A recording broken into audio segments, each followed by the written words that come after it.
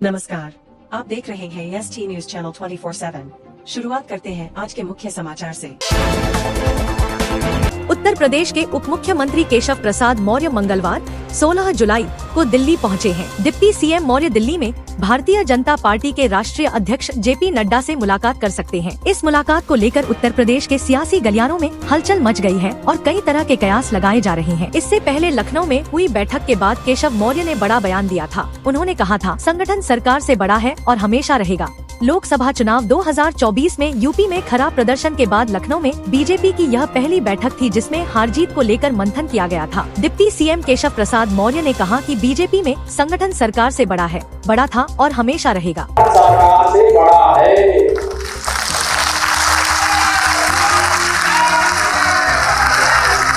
संगठन से बड़ा कोई नहीं होता है।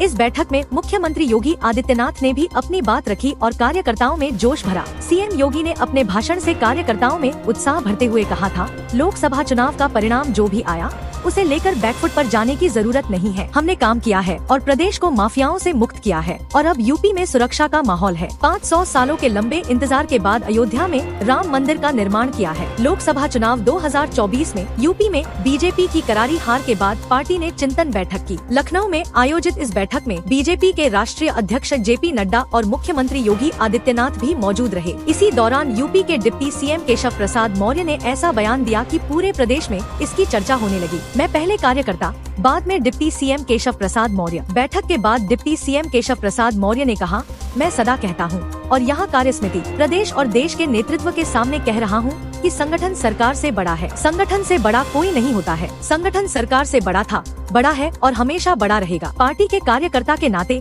मैं कहता हूं कि मैं उप मुख्यमंत्री बाद में हूं, पहले कार्यकर्ता हूं। उन्होंने कहा कि हर एक कार्यकर्ता हमारा गौरव है। कार्यकर्ता ही मेरा गौरव और अभिमान है।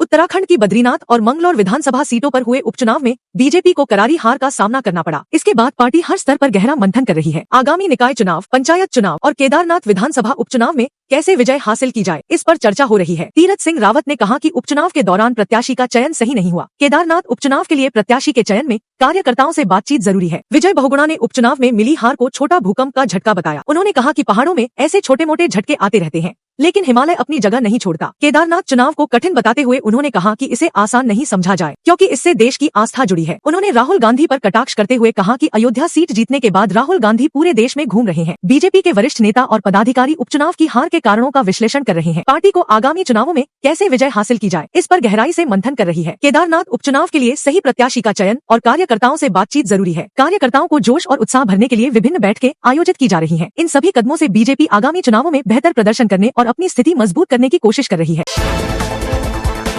उत्तर प्रदेश सरकार ने शिक्षकों की डिजिटल हाजिरी पर फिलहाल 2 महीने के लिए रोक लगाने का निर्णय लिया है। यह निर्णय शिक्षकों के विरोध के बाद लिया गया है, जो डिजिटल अटेंडेंस के आदेश का विरोध कर रहे थे। मुख्य सचिव मनोज कुमार सिंह की अध्यक्षता में हुई बैठक के बाद यह निर्णय लिया गया।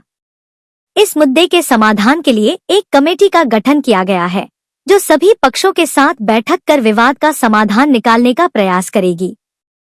सरकार का कहना है कि डिजिटल बाद ही इस दिशा में आगे कदम बढ़ाया जाएगा। योगी सरकार शिक्षकों के आंदोलन के बाद इस मुद्दे पर बैकफुट पर नजर आ रही है।